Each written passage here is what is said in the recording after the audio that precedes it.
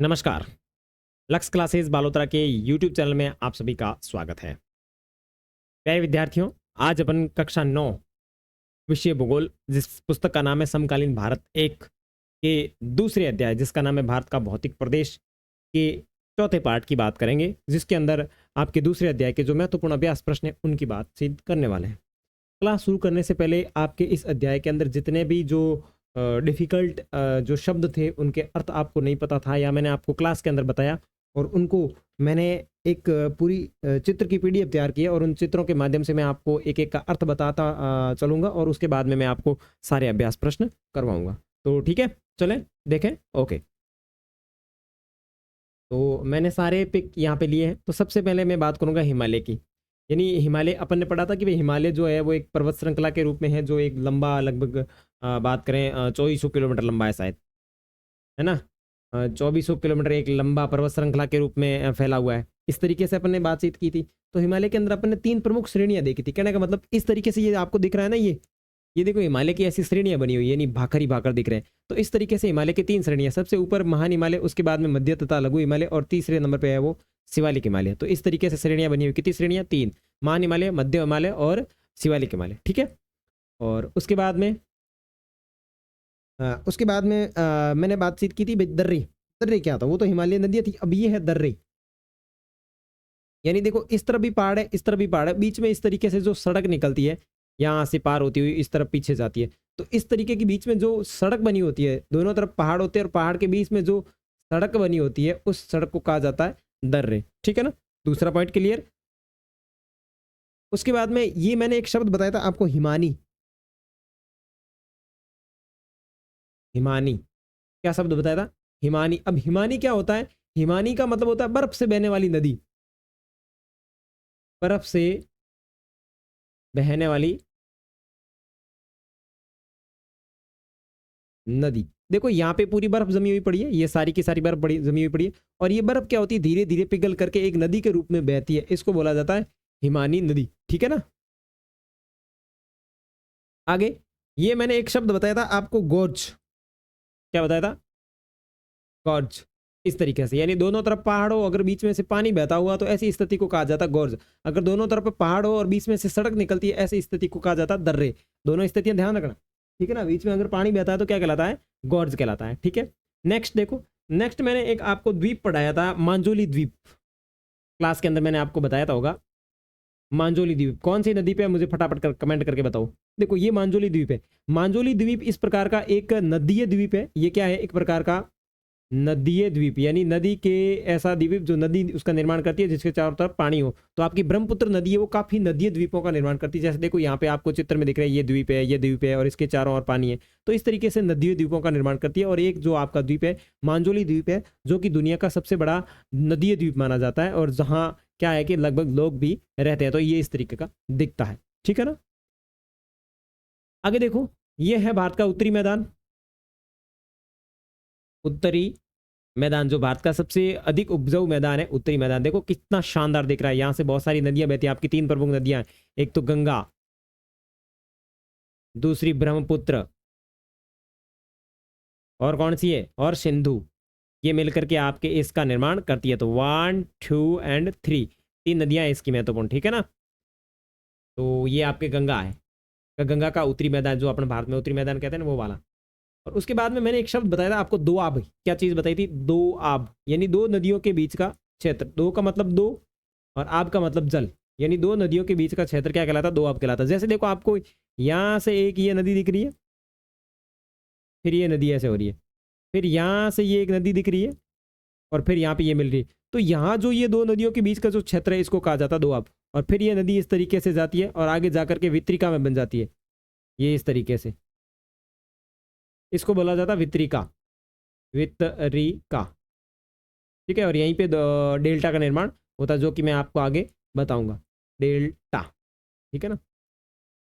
और ये जो है, ये जो चित्र है, ये आपके है प्रायद्वीपीय पठारी क्षेत्र का। देखो मैंने कहा था कि पठारी क्षेत्र जमीन से ऊपर उठा हुआ होता है, लेकिन ऊपर से समतल मेज के समान होता है। तो ये आपका है प्रायद्वीप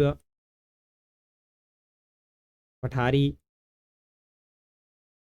क्षेत्र। ठीक है। नेक्स्ट ये देखो, ये आपके पश्चिमी मरुस्थल के जो मैंने आपको बताए थे अर्धचंद्राकार बालू के टीले, ये है बालू के टीले जो कहाँ पाए जाते हैं, भारतीय महामरुस्थल, भारतीय मरुस्थल, ठीक है। नेक्स्ट, भारत का तटीय मैदान, देखो ये जो हरा हरा दिख रहा है ये पूरा का पूरा क्या है, ये भारत का तटीय मैदान है, ठीक है। और तटीय मैदान किससे बनता है, अरब सागर और बंगाल की खाड़ी से मिलकर के बनता है। और तटीय मैदान की स्थिति देखो देखो देखो, ये भी बिल्कुल उत्तरी मैदान की तरह बहुत शानदार दिखता है, इस तरीके का नज़ारा होता है, ठीक है। और उसके बाद में तटीय मैदान के बाद में मैं आपको बताने वाला था डेल्टा। अब देखो जितनी, देखो ये यहाँ से एक नदी आ रही है इस तरफ से, देखिए, और नदी आकर के ये इस तरीके से ये जो बंट रही है, देखो कितनी वितरिका के रूप में बट रही नदी। जब किसी भी चीज के मतलब उसका जो अंतिम स्थान होता है, जैसे अपने गंगा नदी की बात करें तो वो बंगाल की खाड़ी में जाके मिलती है, तो बंगाल की खाड़ी उसका अंतिम स्थान है, लेकिन अंतिम स्थान में मिलने से पहले ये अलग अलग वितरिका बन जाती है, वितरिका, ठीक है ना, अलग अलग वितरिका में बट जाती है। तो ऐसी स्थिति में उसको कहा जाता है वितरिका में बट जाता है। ऐसी स्थिति में क्या करती है, ये एक बहुत सुंदर वन का निर्माण करती है। जैसे देखो यहाँ से नदी आ रही है, यहाँ से नदी आ रही है, लेकिन बीच में ये एक प्रकार का जंगल है, सुंदर भूमि का निर्माण करती है। तो इस तरीके का डेल्टा दिखता है, उसको कहा जाता है डेल्टा। और डेल्टा अंतिम स्थान से जस्ट पहले की जो स्थिति होती है वो कहलाती है डेल्टा, ठीक है, ओके।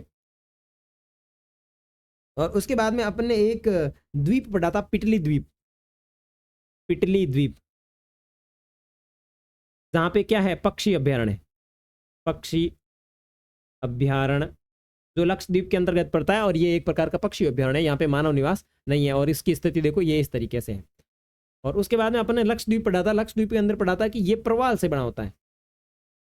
देखो प्रवाल इस तरीके के जीव होते हैं, ये मर जाने के बाद में क्या होता है कि इनकी जो खोल होती है ना, ऊपर की खोल, ये मजबूत हो जाती है और ये धीरे धीरे आपस में चिपकने लगते हैं ये सारे सारे। और चिपक करके क्या होता है कि ऊपर तक तैरने लगते हैं। और ऊपर तैरने लगते लगते क्या होता है, हो जाते हैं, सूख जाते हैं जो सूर्य के प्रकाश की वजह से। तो ये इस तरीके का एक द्वीप का निर्माण किया जाता है। और जैसे कि अपने क्लास के अंदर पढ़ा था, जो लक्षद्वीप है वो एक प्रकार का प्रवाल द्वीप माना जाता है। तो ध्यान रखना, माना जाता है। कौन सा द्वीप माना जाता है, तो लक्षद्वीप, ठीक है ना, लक्षद्वीप। आगे बाद में देखेंगे चीजें, चलो अपन चल लेते हैं आपके क्वेश्चंस के ऊपर, ठीक है ना। आगे के जो चित्र है वो अपनी क्लास के अंदर जो अभ्यास प्रश्न है उससे संबंधित है, ठीक है ना। तो चलो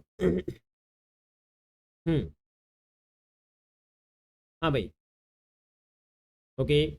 सबसे पहले अभ्यास प्रश्न, निम्नलिखित विकल्पों के उत्तर दीजिए। अगर आपकी क्वालिटी नहीं है तो क्वालिटी बढ़ा लीजिएगा, 320 से 720 कर लीजिएगा, ठीक है ना, वहाँ पे आपको अच्छी क्वालिटी दिखेगी, ठीक है। एक स्थलीय भाग जो तीनों ओर से जल से घिरा हुआ उसे क्या कहते हैं, उसे प्रायद्वीपीय क्षेत्र कहा जाता है, ठीक है। भारत के पूर्वी भाग में म्यांमार की सीमा का निधन करने वाले पर्वतों का संयुक्त नाम क्या है, पूर्वांचल नाम है। गोवा के दक्षिण में स्थित पश्चिमी तटीय पट्टी क्या है, कन्नड़ पट्टी है। और पूर्वी घाट का सर्वोच्च शिखर कौन है, महेंद्रगिरी सर्वोच्च शिखर है। भूगर्भीय प्लेटें क्या है, देखो भूगर्भीय प्लेटें क्या है, भूमि के अंदर, यहाँ इसका आंसर है भूमि के अंदर।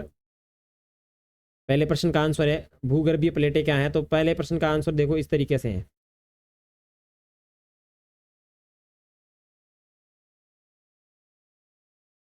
भूमि के आंतरिक भाग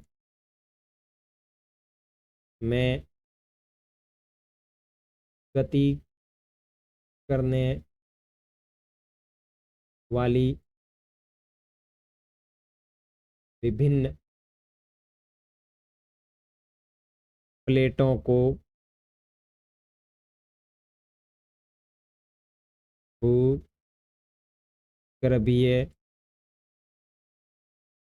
भूगर्भीय प्लेट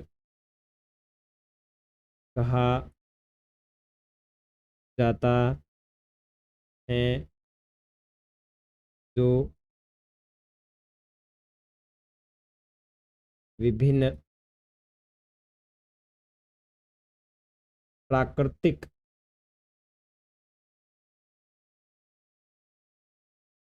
घटनाओं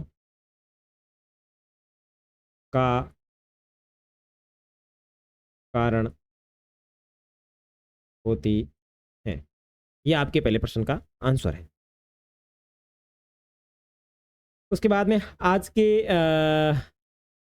के कौन से महाद्वीप गोंडवाना लैंड के भाग है, तो पहला प्रश्न हो गया आज के कौन से महाद्वीप है जो गोंडवाना लैंड के भाग है, तो इसका भी आंसर देखो। दूसरे प्रश्न का आंसर है, पेन में चेंज कर लेता हूं,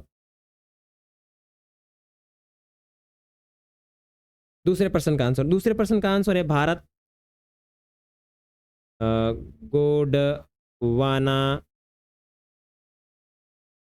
भूमि के भाग। कौन कौन से भाग है? तो इसके भाग जो गए भारत,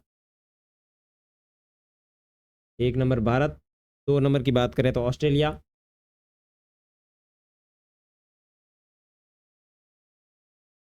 तीन नंबर बात करें तो आपका हो जाएगा दक्षिणी अफ्रीका, दक्षिणी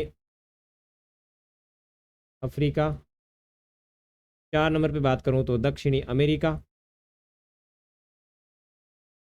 और पांच नंबर पे बात करूं तो अंटार्कटिका।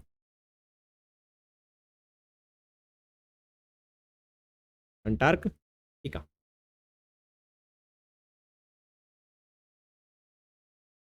उसके बाद में दूसरा प्रश्न हो गया। उसके बाद में तीसरा देखो, भाबर किसे कहते हैं?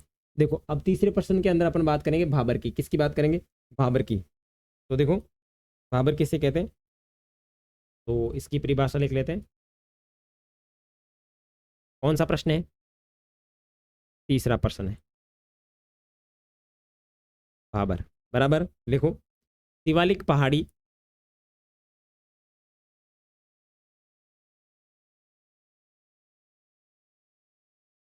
शिवालिक पहाड़ी की ढलान में सिंधु व तीस्ता नदी के मध्य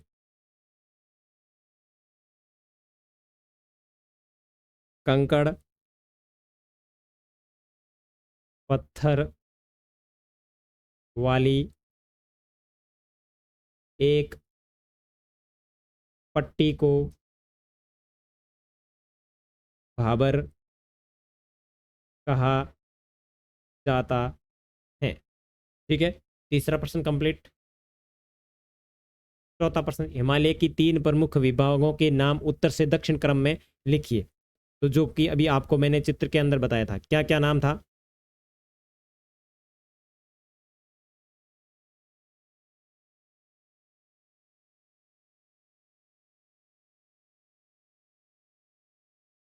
हिमालय के प्रकार। पहला नंबर महान हिमालय, दूसरा नंबर लघु हिमालय, तीसरा नंबर शिवालिक,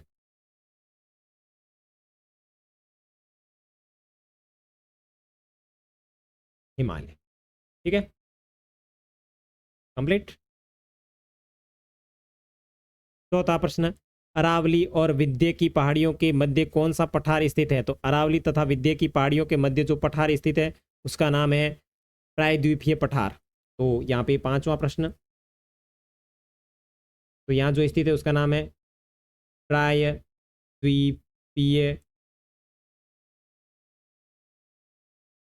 पठार। ठीक है, भारत के उन द्वीपों के नाम बताइए जो प्रवाल भित्ति से बने हैं। तो इसका जो आंसर हो जाएगा वो हो जाएगा आपका लक्षद्वीप, पिटली द्वीप।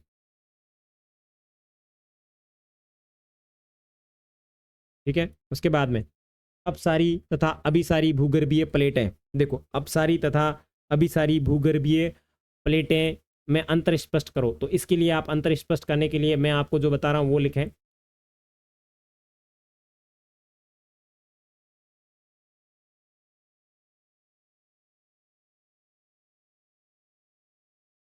यस, अभी आ गया बस। देखो इसके अंदर आप इस तरीके से लिख सकते हैं, यहाँ इस प्रश्न को आप यहाँ से शुरू करिएगा।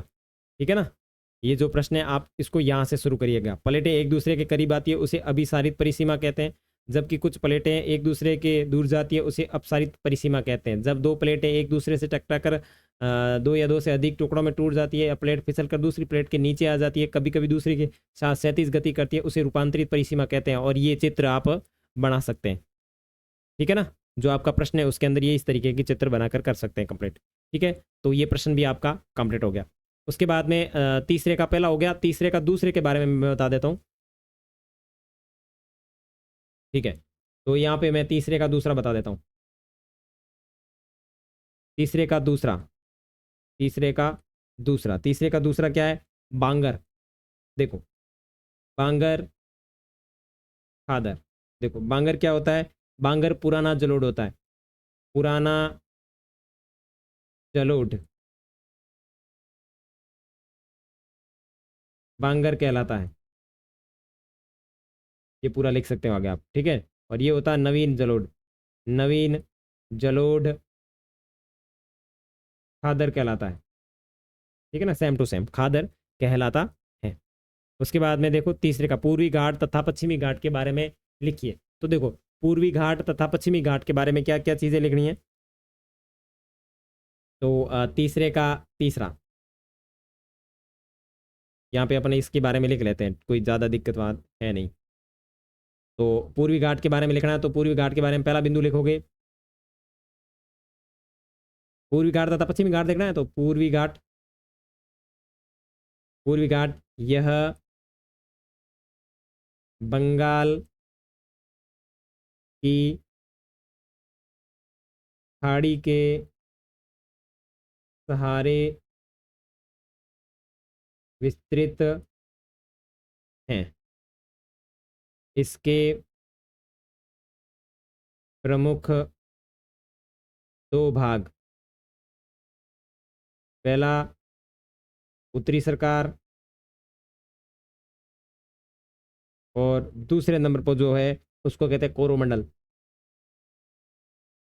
कोरोमंडल तट। और उसके बाद में जो देखना है वो है पश्चिमी तट या फिर पश्चिमी घाट, पश्चिमी घाट। अब इसके अंदर क्या लिखेंगे, ये कौन कहाँ पर विस्तृत है, तो अपन लिखेंगे इसमें यह अरब सागर के सहारे विस्तृत हैं, ठीक है। इसके प्रमुख भाग ऐसे करके देखें, इसके प्रमुख भाग, तो इसके प्रमुख भाग में देखेंगे तो सबसे पहले आएगा अपना कोंकण तट, कोंकण तट। कोंकण तट के बाद में आएगा कन्नड़, कन्नड़ तट। और कन्नड़ के बाद में आएगा मालाबार, ठीक है, मालाबार तट। ओके, तो यहाँ पे आपके ये पूर्वी घाट पश्चिमी घाट शुरू होते हैं। बताइए हिमालय का निर्माण कैसे हुआ, तो ये प्रश्न का आंसर मैं बोल के बता रहा हूँ। देखो हिमालय का निर्माण प्रमुख के जो परत होती है अंदर, जो आंतरिक परतें होती है या भूगर्भीय जो परतें होती है उसके उसके अंदर आंतरिक हलचल उत्पन्न होने के कारण इसका निर्माण हुआ है, और हिमालय को वलित पर्वत के रूप में जाना जाता है, ठीक है। आगे देखो भारत के भू आकृतिक विभाग कौन से हैं, तो इसके अंदर 6 भौतिक प्रदेश है, उसके नाम लिखने हैं बिल्कुल मैप बना करके। भारत के 6 भौतिक प्रदेश जो है ना, कौन कौन से हैं उसके नाम लिखने हैं मानचित्र सहित, ठीक है। उसके बाद में भारत के उत्तरी मैदान का वर्णन कीजिए और निम्नलिखित में से संक्षिप्त टिप्पणियां लिखिए, मध्य हिमालय, मध्य उच्च भूमि और भारत के द्वीपीय भूमि। तो देखो इन दोनों का आंसर मैं उस PDF के अंदर बताता हूँ कि भाई भारत के उत्तरी मैदान के ऊपर आपको वर्णन करना है तो किस तरीके से करेंगे, और निम्नलिखित में से अगर आपको टिप्पणी लिखी दी है मध्य हिमालय, मध्य भूमि, उच्च भूमि और भारत के द्वीप समूह। तो देखो ये जो ये तो आपके अभ्यास प्रश्न है। अब पुस्तक के अंदर से जो प्रश्न बनते हैं उनकी क्लास मेरी लक्ष्मण धारा एजुकेशन प्लेटफॉर्म फॉरम के ऊपर चलती है, तो आप यूट्यूब के ऊपर सर्च करें बिना स्पेस दिए हुए लक्ष्मण धारा, ठीक है। और लक्ष्मण धारा सर्च करोगे तो वहाँ पे आपको प्लेलिस्ट में जाना है, और वहाँ पे भी प्लेलिस्ट बनी हुई है क्लास 9th की भूगोल करके। वहाँ आप ओपन करोगे ना तो वहाँ आप अपनी जो भी पार्ट ढूंढ रहे हो उस पार्ट को ढूंढना, वहाँ पे आपको जीके के प्रश्न वगैरह सारे मिल जाएंगे। तो अभी मैं आपको एक ओपन करके बताऊंगा, ठीक है ना। तो ये जो मैं आपको PDF बता रहा हूँ ये यहीं पे हो रही है। तो अपने को एक आपके इसमें कौन कौन सा प्रश्न देखना है, इसमें देखना है कि उत्तरी मैदान का वर्णन करना है। तो आपके उत्तरी मैदान का वर्णन यहाँ से शुरू होगा। ये आपका हिमालय है, हिमालय के बाद में ये उत्तरी मैदान। तो यहाँ से आप आपका वो वर्णन जो है ना उत्तरी मैदान वाला वो यहाँ से शुरू कर सकते हैं। उत्तरी मैदान लेके ऐसे बिंदु बना करके ये ऐसे, ये ऐसे। ये वीडियो रोक के आप आराम से देख करके पढ़ लेना, और वर्णन जो आपको अच्छा लगे, जहाँ तक आपको वर्णन करना है वहाँ तक आप इसका वर्णन कर सकते हैं। ठीक है, देखो इतना बड़ा है, और फिर आप चाहो तो ये इस तरीके से मैप भी बना सकते हो इसके अंदर। ठीक है, और उसके अंदर आपको किसका वर्णन देखना है? मध्य हिमालय। देखो मध्य हिमालय, मध्य उच्च भूमि और भारत के द्वीप समूह। देखो मध्य हिमालय के अंदर तो जो मैं आपको ऊपर बता दूंगा मध्य उच्च भूमि, इसके अंदर आपको प्रायद्वीपीय पठार का वर्णन करना है। और भारत के द्वीप समूह, भारत के द्वीप समूह के अंदर आपके जो लक्षद्वीप और अंडमान निकोबार द्वीप समूह, उसका वर्णन करना है। तो मैं आपको अभी इसी के अंदर बता देता हूँ। तो अपने को ये जो प्रायद्वीपीय पठार है, इसके अंदर आपको ये मध्य उच्च भूमि, ये रहा, उसको मध्य उच्च भूमि कहा जाता है। तो इस मध्य उच्च भूमि वाले में इसको आपका प्रायद्वीपीय पठार का वर्णन करना है। और उसके बाद में आगे चलें तो आपको देखो लक्षद्वीप और जो आपके तटीय क्षेत्र है द्वीप समूह, या ये आपका जो अंतिम प्रश्न है उसके अंदर इसका वर्णन करना है। ठीक है ना, द्वीप समूह जो है ना, ये कौन सा वाला, ये वाला द्वीप समूह का वर्णन करना है। दो द्वीप समूह, ये तीसरा है 7वें का। तो इसके अंदर आपको जो वर्णन करना है वो ये पूरा का पूरा वर्णन यहाँ से लेकर के यहाँ तक। ठीक है, और बाकी ये तो मेरी जो नोट्स वाली क्लास है, और इसके अंदर आपके जीके के प्रश्न भी है, तो आप वहाँ देखोगे ना तो आपके जीके के प्रश्न भी आपको देखने को मिल जाएगा। अब वो कैसे मिलेगी? तो इसके लिए आपको कुछ नहीं करना है, यूट्यूब पे जाना है,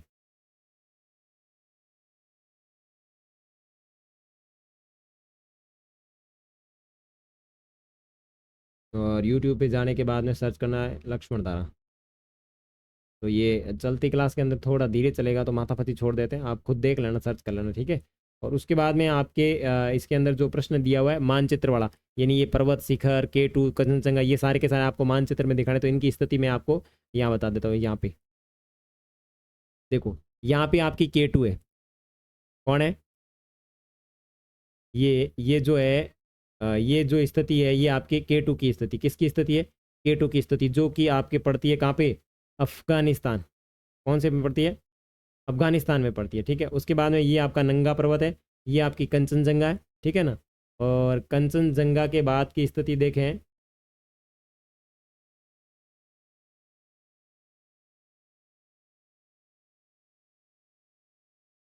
ठीक है, ये कंचनजंगा है, और कंचनजंगा के बाद अगर देखें तो ये आपकी है अन्ना मुंडी। ठीक है ना, तो ये आपको प्रश्न पूछे गए थे, प्रमुख नंगा पर्वत K2 और कंचनजंगा। तो K2 जो है वो बिल्कुल नेपाल और सिक्किम के पास में है, ये आपके K2 जो अफगानिस्तान, भारत और चीन के बीच में है, और ये नंगा पर्वत बिल्कुल आपके जम्मू कश्मीर के अंदर है। और ये बात करें अन्ना मुंडई, तो ये आपके केरल और तमिलनाडु के वहाँ पर स्थित है। ठीक है, आगे देखो अपन को क्या क्या पूछे गए थे इसके अंदर, कौन कौन से पठार पूछे गए थे। ठीक है ना, तो आपको एक तो पूछा गया था शिलोंग का पठार। तो देखो शिलोंग का पठार ये यहाँ पे है, ये यहाँ पे आपका शिलोंग का पठार है। उसके बाद में अपने को पूछा गया था छोटा नागपुर। तो छोटा नागपुर देखो, यहाँ पे आपका शिलोंग का पठार आ गया, ये यहाँ पे छोटा नागपुर का पठार आ गया, तो ये बिल्कुल यहाँ पे आपका छोटा नागपुर का पठार है। उसको पूछा गया था, बाद में पूछा गया था मालवा का पठार। तो ये जो है वो मालवा का पठार है यहाँ पे। ठीक है ना, तो यहाँ पे मालवा का पठार है। और मालवा के पठार के बाद में पूछा गया था बुंदेलखंड का पठार। तो ये आपका बुंदेलखंड या बघेलखंड का पठार जो है वो यहाँ पे है बिल्कुल। ये ठीक है, ओके। और भी कुछ पूछा था? हाँ, थार मरुस्थल, पश्चिमी मरुस्थल, घाट, लक्षद्वीप, जम्मू कश्मीर। तो ये देखो, ये अपने इस मैप के अंदर देख रहे थे। ओके, मैं इस मैप के अंदर ही बता देता हूँ। देखो देखो, यहाँ पे मैं पेन बदल लेता हूँ, मैं बोल बोल के कहूँगा तो आप लोग सुन लेना, समझ लेना। ठीक है, यहाँ पे जो है वो आपका थार मरुस्थल विस्तृत है। ठीक है, उसके बाद में पश्चिमी घाट की बात करें तो यहाँ पे जो है ये आपका पूरा पश्चिमी घाट है। ठीक है, उसके बाद में लक्षद्वीप की बात करें तो ये आपका पूरा लक्षद्वीप है। उसके बाद में गंगा यमुना दोआब क्षेत्र की बात करें तो यहाँ से गंगा और यहाँ से यमुना आती है, तो ये गंगा यमुना का दोआब क्षेत्र है। उसके बाद में कोरोमंडल तट की बात करें तो यहाँ जो स्थित है वो आपका कोरोमंडल तट है, कोरोमंडल तट। ठीक है, तो ये थे आपके दूसरे अध्याय से संबंधित महत्वपूर्ण प्रश्न। उम्मीद करता हूँ कि आपको सारी जानकारी अच्छी लगी होगी और सारे प्रश्न अच्छे से समझ में आएंगे। अब नेक्स्ट मिलेंगे तीसरे अध्याय में, तब तक के लिए बाय बाय। अगर वीडियो अच्छा लगा है तो चैनल को सब्सक्राइब करें, साथ ही साथ इसका लिंक है जो आपके फ्रेंड्स के साथ में शेयर जरूर करें।